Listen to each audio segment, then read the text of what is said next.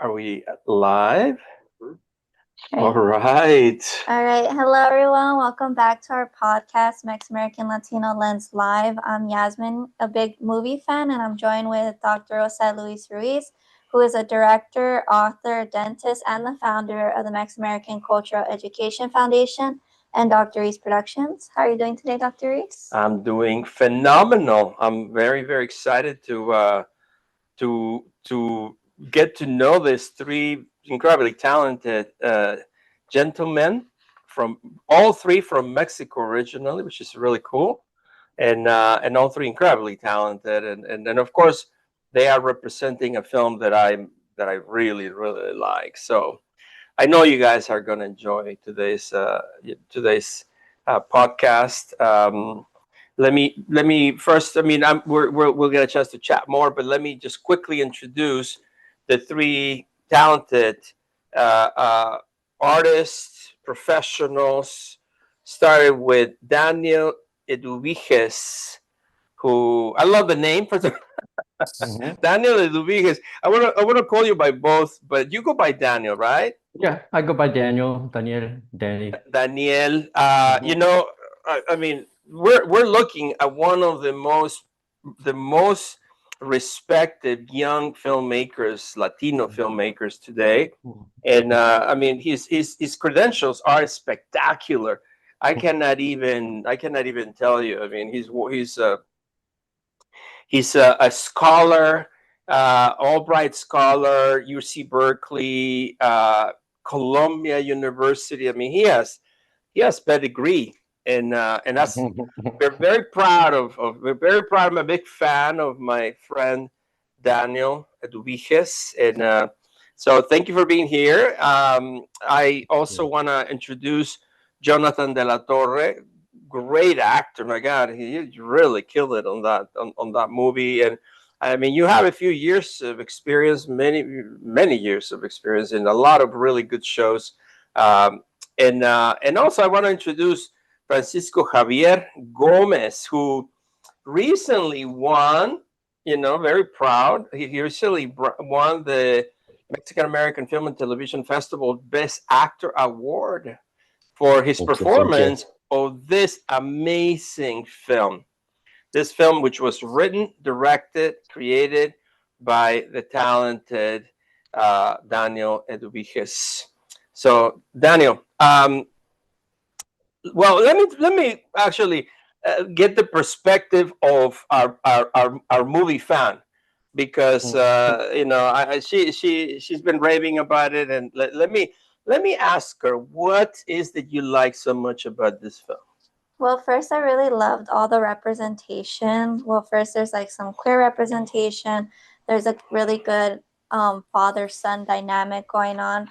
And then you also see someone that's struggling with dementia and how that impacts the entire family and like what it could do as you're going through that.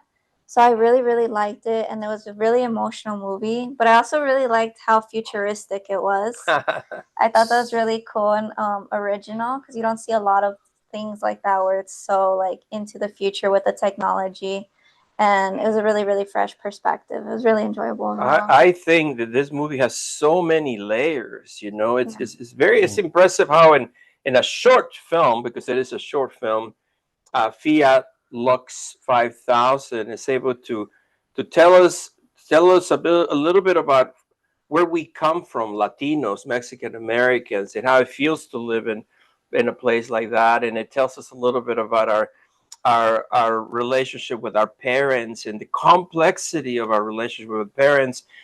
Sometimes even the complexities of our sexual orientations, the complexity of how to deal with somebody that has dementia. How that affects our relationship with other people. My gosh, Daniel, you wrote a story that is super, super complex and very, very entertaining. So tell us, first of all, let's start. Let's allow the audience to get to know you first a little bit as an individual, because I know we're gonna see a lot of you over the next few years. I'm sure you're gonna you know do amazing work for our community, tell our stories, which my gosh, needs to be, there's not, hasn't been a time in which we need more of our stories out there. So you're going to be one of those people who are going to be leading that. So tell us a little bit about your story. How did they, how did you decide to be a movie director and producer, writer? How did that happen? Well, first of all, thank you so much, Yasmin. Thank you so much, Dr. Ruiz, for having us here and for showcasing our work as part of the podcast. Thank you, Jonathan and Francisco, for also joining us and for being such badass actors. I I always knew that I wanted to go into storytelling. I was a writer ever since I was a very young kid. I kept it, my very first journal was like when I was around 11 years old. I still have journals that date back to like me being in junior high school that I flip back to every once in a while and find inspiration in. Documenting things was always something that I felt really compelled to do. And kind of interpreting kind of my experiences and making sense of what I was seeing. And I think that growing up as a queer kid in a first generation Mexican immigrant family, growing up around sometimes kind of like rough, kind of social spaces, I turned inward and was really able to kind of focus on my own writing and my own storytelling to kind of make sense of the things that I was seeing. And I think I'm still doing that. I'm still doing that to this day to a certain extent with my filmmaking. Yeah, Daniel, do you have any family that is in the creative world, music, acting? Are you the first in the family to get into this area of creativity? I have some really creative family members, but as far as working within the creative space, like I'm the only one. Yeah. Very cool, very cool. And Mhm. and what part of Mexico is your family from? My family's from Durango, Durango. from outside of Santiago Papasquiaro, in this rancho named Pascuales. How awesome. Shout out to Pascuales out there. I'm actually going to be going in September. You're making Pascual's proud.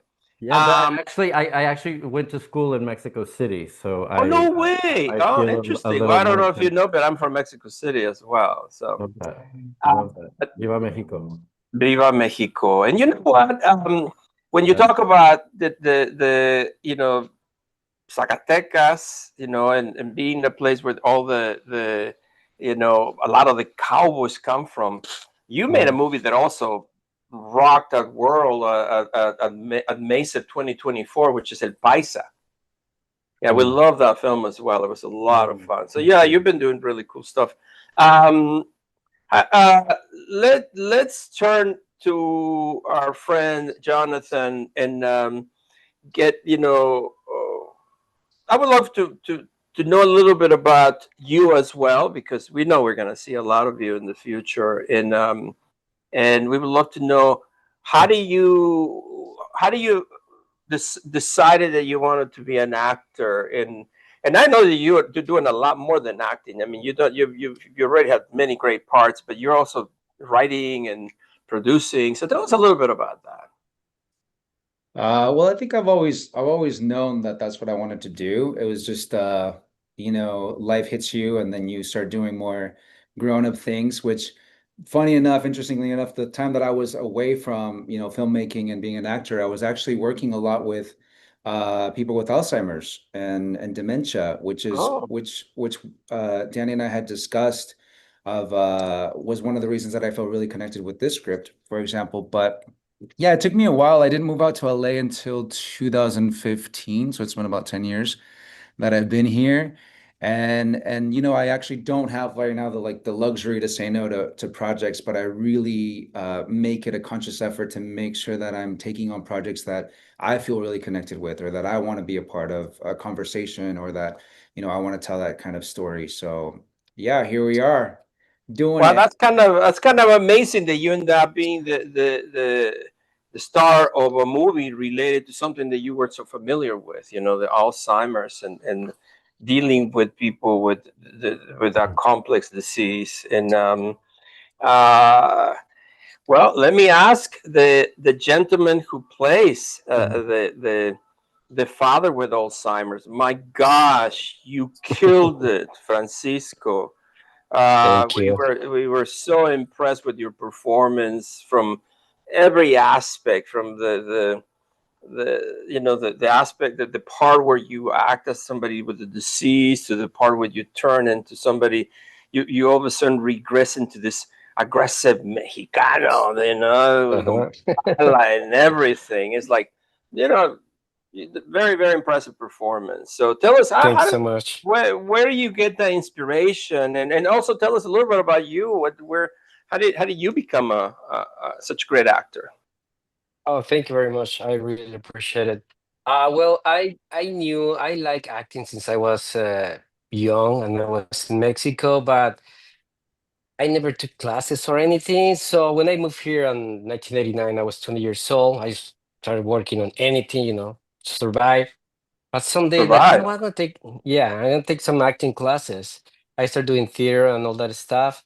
And yeah, I was just going back a little bit. Yeah, I was born in Mexico City. My parents are from Jalisco, from Tepatitlán. Saludos a Tepa. Tepatitlán. So, Tepatitlán, Jalisco is like 1 hour away from Guadalajara. So That's it's when I started doing the acting here on theater. I did some acting on the Frida Kahlo Theater. Then I started doing some commercials and short movies.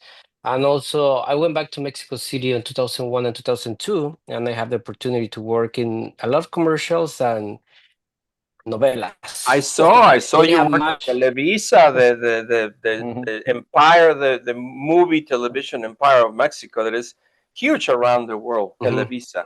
So you Televisa, did and I some did stuff work. there, huh? I did some stuff there. I worked more actually in TV Azteca. I Okay. did a couple things in Televisa, but that was great. That was great. Then I moved back here and started again from zero, doing a little bit here, a little bit there. But yeah, basically that's how I started doing the acting. And about the character, I mean, to be honest with you, I didn't know much about dementia. So thanks to Danny, because Danny gave me a lot of information. He showed me a couple of videos and all that stuff. So I get, Oh. little by little, try to concentrate on what I didn't know that they don't recognize their own family and they get very aggressive. Mhm. So, but thanks to Danny and all that information is when I was building the character for this short. Wow, what a great director! He gave you No, he's great. he gave you some of the material to study and to get into your part, right? Daniel, No, it's how do you how do you I mean, how do you end up writing this story? Is there any uh, what is your inspiration? I think with all of my stories, there's a kernel of a kind of personal experience. There's something that I'm really trying to figure out for myself. Before I jump into any major film project, I know that it's going to consume my life and my thought process for years sometimes. So I always try to make it a point to kind of focus on something that I know personally I'm going to want to process and have to think through it. This is a very personal story. My father was diagnosed with dementia over 10 years ago. So being able to kind of bring that circumstance closer to me, closer to my process, closer to my passion for making film, for documenting things, as we were talking about before, I think makes the filmmaking process, all the more gratifying for me. And um, it's not just about making a film because I believe I know something. It's about making a film where I get to explore something so that I will understand it better. Uh, Mm. Jonathan is an actor whom I have loved and adored ever since I first met him on a commercial film shoot where I was the lowly script supervisor and he was one of the stars. And I always knew I was going to work with him. When I was working as a casting director, I would put him in roles all of the time. He was one of my absolute favorites. So when I was casting this role and I knew I had a very short amount of time, I reached out to him to gauge him, and it was very serendipitous that Jonathan was coming from a place where he had worked with dementia and Alzheimer's patients. So, in many ways, I learned a lot from Jonathan when it came to how do you actually function as a caregiver in these spaces. And then I think Francisco was my work directing. Francisco came from the personal experience that I had kind of visiting with my father, working with my father. And shout out to my sister, Mariana, who's actually the caregiver in our family. This film is in many ways dedicated to her. That's Um, lovely, Really beautiful. beautiful.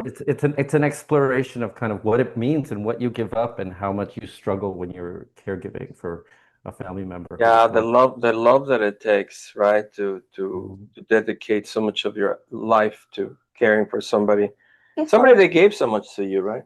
before we jump into any more questions, I think now would be a good time to play the trailer so that everyone who's watching can understand.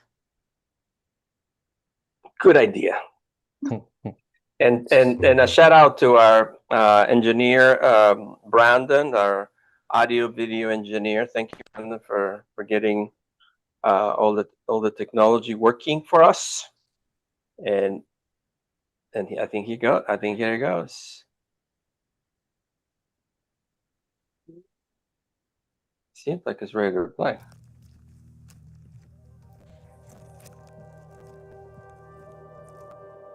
You can't expect dementia to make sense, Manny. How are you doing? You know, otherwise? The only time I can catch my breath is when he's sleeping. ¿Qué estás haciendo?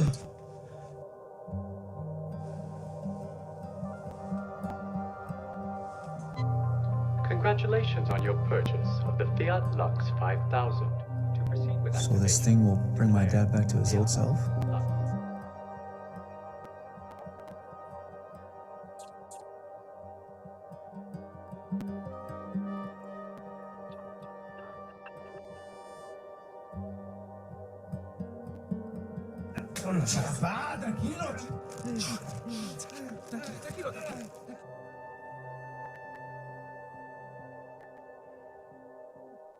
To proceed with activation, declare Fiat Lux. Wow, wow! That's a very, very touching story. Um, so Jonathan, I know that you have a lot of very high level training in acting. You even received some training in Spain, right, in Madrid. So how do you feel that I mean, especially speaking to people that might want to become great actors like you. How did that happen? How do you get all of that training? How were you able to achieve it and get into all of those prestigious schools and stuff?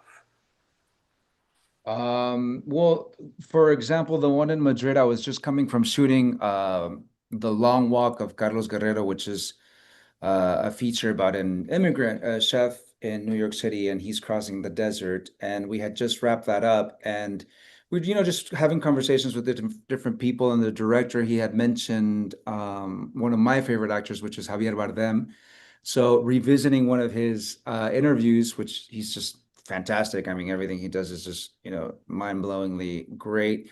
He goes to Estudio Corraza, and he said that he would go there after every film just to kind of like refresh his memory, his tools, and I thought that would just be, an excellent thing, like, somebody's footsteps that I would love to follow, in the career wise. So I emailed them. It was actually a process because it was like a, interesting process for them to accept me. They wanted to see what I had and like, all these different things. It was like a month-long, email writing situation, and it was all for one intensive, which was phenomenal, just like the teachers there were incredible. It was, really long and intense hours. I mean, some people would just not come back because it was just like it was a little intense.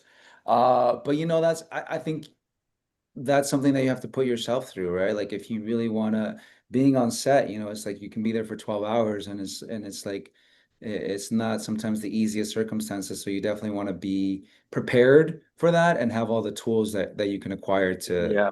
take on the roles. There's a lot of important things that you're saying right there. First, I think it is very important to be part of a community, and that's one of the things the MACEF is doing.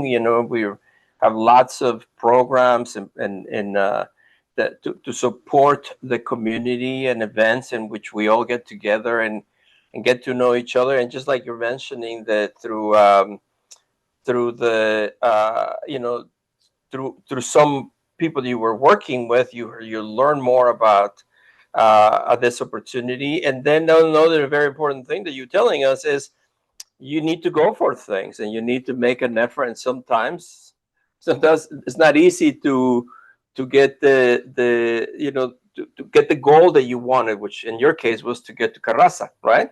And you have to put the effort and the time, and and so all of you are friends. Don't forget that. That's how you get things. That's how you get the benefit from all the connections, all the people that network. Super important. And then you need to go for it. It might seem like something difficult, but as we can see from this really talented group, where you can see that you can achieve it. So I'm really excited to see the second clip. So why don't we because it is a powerful part of the film that I want you guys to see, and then we're gonna talk about it, because I feel that that we need to understand what's behind it. So Brandon, let's play it.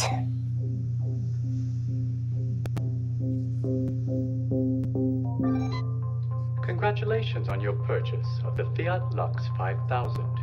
You are now on your way to restoring dignity to your dementia patient, whilst also elevating your own quality of life.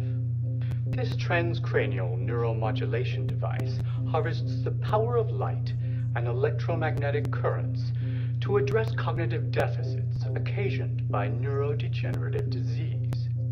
To proceed with So this activation, thing will bring my declare dad back to his old Fiat self? Lux. To proceed with activation, declare Fiat Lux.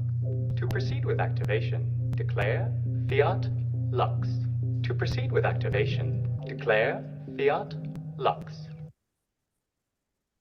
Wow, such a creative part. I love it.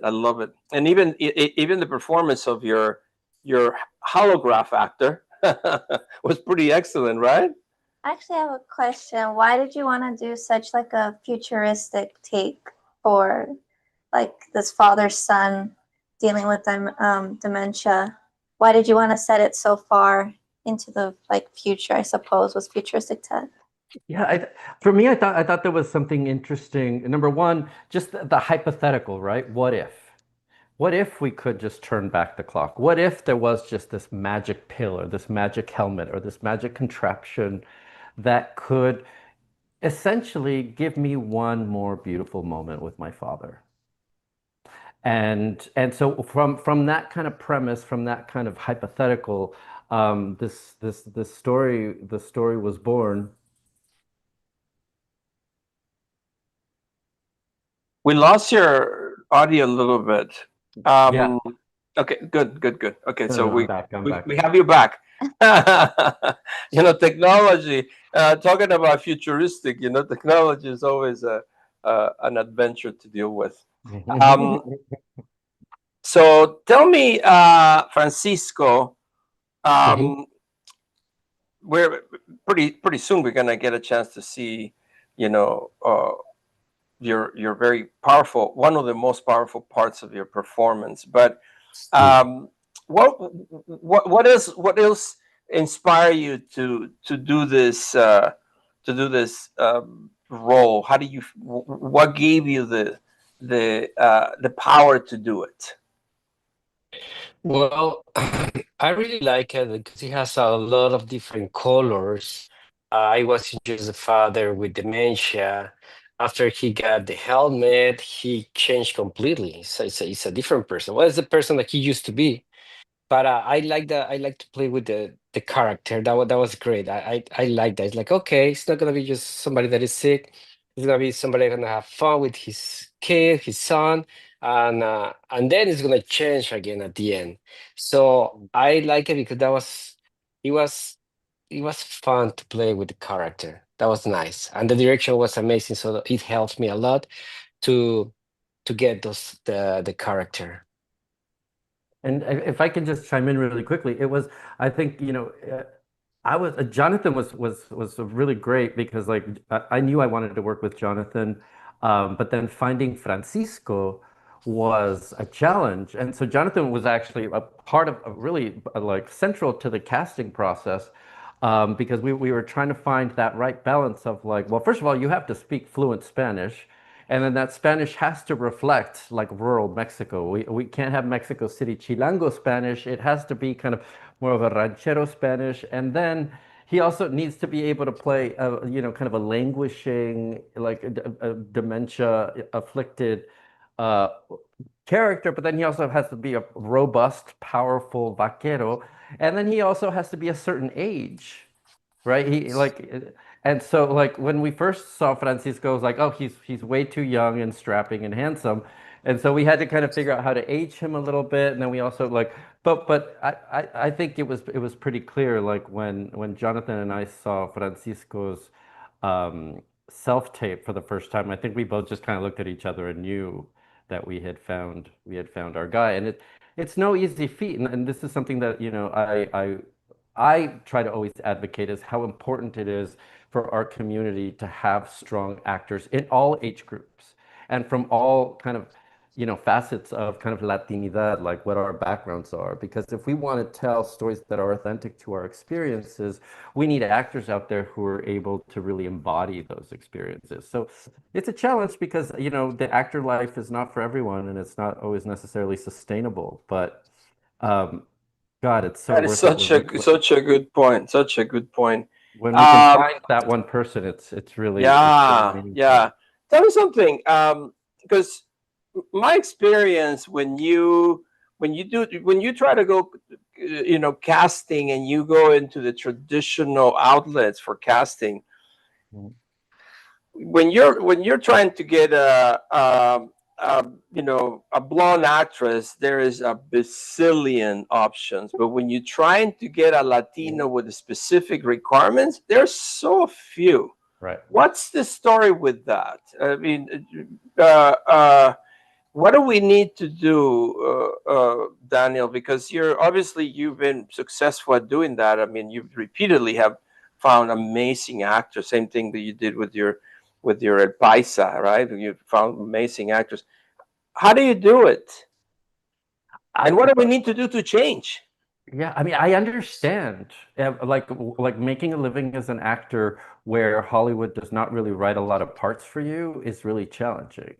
And so if it's not sustainable, we're not going to have brown skin, authentic Latino, or even kind of like ranchero, like who understand the nuances of the language if the industry itself doesn't have work for them. So I think it's a balancing act because us Latino filmmakers and us Latino writers are creating these roles, but then we have to find these actors in non-conventional, non-traditional spaces. Fortunately, Francisco came from a dear friend who was helping us with the casting. But I mean, I was reaching out to casting directors in Mexico City. I shot one of my earliest films Wow. out of Mexico City. So I was even looking in Mexico for these actors. I Wow. did I did non-traditional casting. I was open to, all types of people who I was willing to kind of work with on a training level to get them up to speed. For me, I think it is infinitely more important that an actor embody the character and have those natural character traits than for them to have all of the Shakespearean training in the world and then not actually look like, sound like, or embody the character. Not to say that training isn't important. Training is absolutely important and beautiful, and I love all of my Latino actors who've devoted their time to training. But unfortunately, with the state of how things are right now, a lot of times we have to turn to non-actors to really get the authenticity, at least what authenticity means to me for that role. Yeah, yeah. So it a little bit. This is the chicken. Mm, The chicken or the egg, mhm, right? I mean, there's mhm. not enough roles, and because there's not enough roles, there's not enough actors. We need to we all need to get. And you're Daniel. I'm very proud to say you're one of those people that are working hard to create stories like this and have jobs for this amazing actor. So keep it up on that. We want to know more about what you're working on in just a second. But why don't we take the opportunity to view the second trailer, not trailer, the second scene, a cut that we want to see because it's really good, really, really good.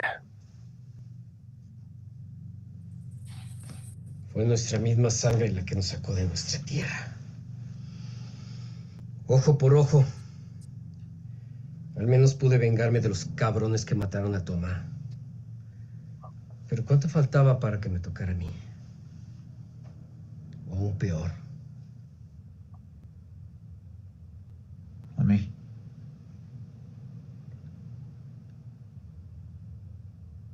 Se fue de México para salvarme. No confíes en nadie. Y no dejes que nadie te detenga, nunca. Nacimos solos y solos moriremos. ¡Nos encontraron! Tranquilo, pa. Sabía que regresarían esos hijos de la chingada. Pa, tranquilo, tranquilo, tranquilo, madre.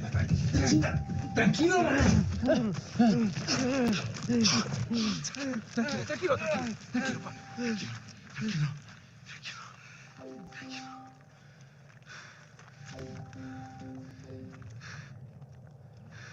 Manny, is everything okay? Go home, I'll explain later. ¡Apapárele! ¡Este es Adam! ¿De cuál rancho eres? ¡Es mi pareja, pa! It's okay.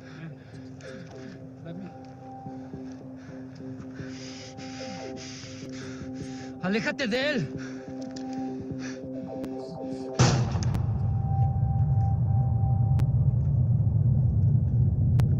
Oh wow! How emotional! My gosh! When I see it, it's like, it's tough. I think you guys both did like a really, really good job. It was really, really emotional. Okay. Jonathan, you play the you play the son that is suffering and struggling through that moment, trying to control your dad, and you did so good on that. So good. Thank you so much. It was a team effort. Yeah, well, I mean, Dan is a great director, and he extracted those performances amazingly. But of course, it only happens when you have great actors. Francisco, you're. I know. I mean, you have a combined background, right? I mean, you were in Mexico City. Your family's from Jalisco. So you have all those different things that they allow you to perform it in such a wonderful way, where you were able to. Did you have to practice your accent, or is that something that you could say just easily, or because the way you spoke in Spanish was very, very special? We can feel the accent from a small town, and the passion, the hurt. Tell us a little bit about that accent. Did you have to work on it? Totally. I mean, I always like to do all different accents. Being from Mexico City, you can hear you're from Mexico City, all different accents in Mexico City. And I remember when we used to be kids, our summer vacations used to be to go to Jalisco, to Tepoztlán with my grandfather. He used to work in the ranch, and they talk different. And every time that we came back to Mexico City, they say, "Oh, you're speaking like the people from Jalisco." Like, I didn't know. And the same thing, "Oh, you are speaking like the people from Mexico City." Like, okay. But in this case, I mean, I knew about the accent from the norte of Mexico, but actually I have a friend from Durango. I say, "Hey, could you talk to me a little bit more? I need to do a character with the accent from Durango." So I was talking to him and trying to watch movies and all that stuff. But being from my blood from Jalisco, it helped me a lot, because it's like, okay, it's gonna be similar, but a little bit more, a little different. But that was very similar. So yeah, I did work on it, and I tried to see more norteños películas, películas norteñas. Very Well, nice. It's and it's hard to do. I mean, accents are not everybody can do it. Even super talented actors cannot, you know, get really good accents like you did. So it was actually really fascinating to work with Jonathan and Francisco together and to have kind of them come together. And when we were on set and in rehearsal, it was really great to have them bring their understand. Like, how would you say this? And really kind of work with the dialogue a little bit so that Jonathan was bringing his authenticity as a very native, very fluent, very eloquent Spanish speaker, and Francisco also very talented with kind of where he was coming from. By the time we got on set, there were hardly any notes when it came to performance, when it came to like speaking in a certain way. Like, I felt like there was a certain like honesty and authenticity that they were bringing based off of the work that they had already done themselves, and who they are as people. And shout out to Joel Honesto. He was the assistant casting director who we were talking about casting. It was Joel who ultimately brought Francisco to my attention, and it was a community effort for sure. We found Daddy. I gotta mention something. Well, Francisco, you're very young, but you did a really good job, acting as somebody that would have that Alzheimer's. Of course, anybody can have. I mean, people can have also Alzheimer's very young. Right. So Thank you. Daniel, what are you working on? I mean, do you have any features coming our way? I'm excited to hear this. Thank you for asking. I have a feature project that I've written a couple years ago. I thought it maybe wasn't going to be quite as relevant, but now that we are under this cruel and terrible regime under Trump, and now that our cities are like under siege by ICE, it's an immigrant story about a young mother forced to hide her son in the basement of a wealthy home while she's caring for a severely sick child. It turns into a ghost story, but you don't know who the ghost really is. And so yeah, it's a genre film that I wrote under the support of the San Francisco Film Institute, and it's ready to go out there. And I'm based upon everything that's been happening, I've been feeling kind of like a resurgence in I think the importance of telling immigrant stories and continuing to center the immigrant narrative. So you're going to be filming soon? No. I'm at the stage of kind of doing final rewrites on the script and kind of pitching. Oh, okay. So you're working on the screenplay. Okay. Yeah, it's in development at the moment. I have some other ideas too. I've been developing a script about exorcism in rural Mexico, which is not a traditional horror film, but it's based on this town named Puente Jula in Veracruz.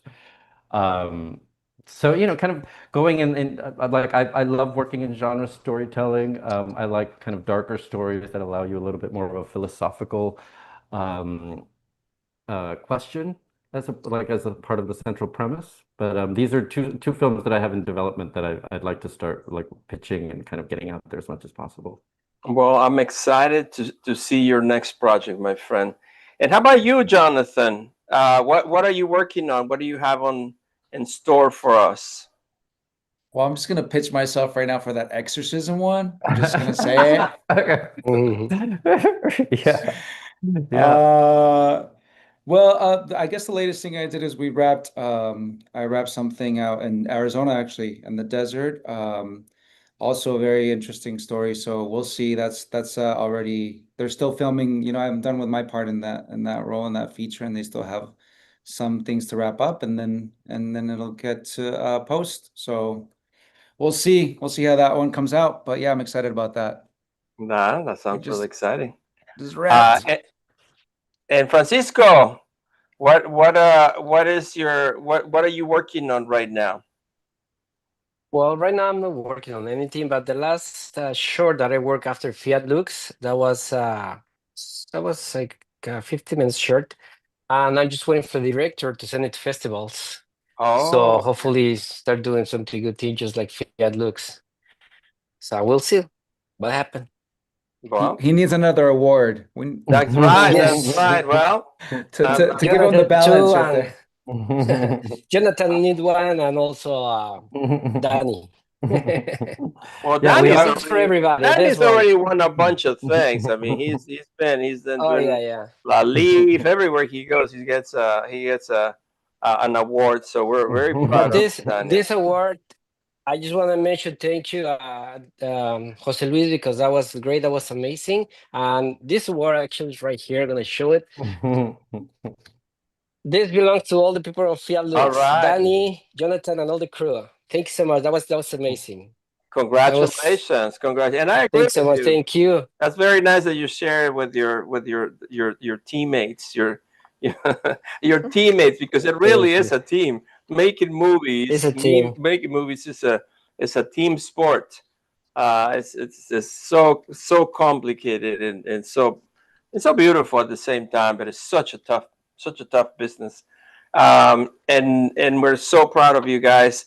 I'm gonna have my co-host give us a little information because we want our community to go and see this beautiful film. I know that it has, where can we go see it? Well, you guys can get all the latest updates from the Fiat Lux family through their Instagram, FL5 Film. I'm going to say it again because I kind of messed up a little, but it's FL5 Film. And you guys can go ahead and show all your support there and make sure that you guys get all the latest updates on what's happening on this amazing film. And I just want to thank everyone for joining us on this episode of the Mexican-American Latino Lens live podcast, where we spotlight the brilliance, resilience, and creativity of Latino filmmakers and actors in film, TV, and beyond. And I just want to make sure that everyone doesn't forget to follow and subscribe on Instagram, Facebook, YouTube, and Spotify. We can be found at Dr. Ruiz Productions. And you can also find Jonathan's, Francisco, and Daniel's Instagrams through our Instagram. So go ahead and make sure you support them there. And next week, next Wednesday, the 20th, we will be spotlighting Physical Therapy, which is another great show from a Latino filmmaker. And we'll make sure to spotlight them there as well. That's right. So friends, follow these three talented, actors, producers, directors. Find them, follow them, because they're gonna keep bringing beautiful stories to us. We know they are. Danny, I'm a big fan, and thank you for taking the time to honor you honor us with your presence. Look forward to see you in person, and my friends, we'll see you next time. Thank you. Thanks so much. Thanks for everything. Bye bye.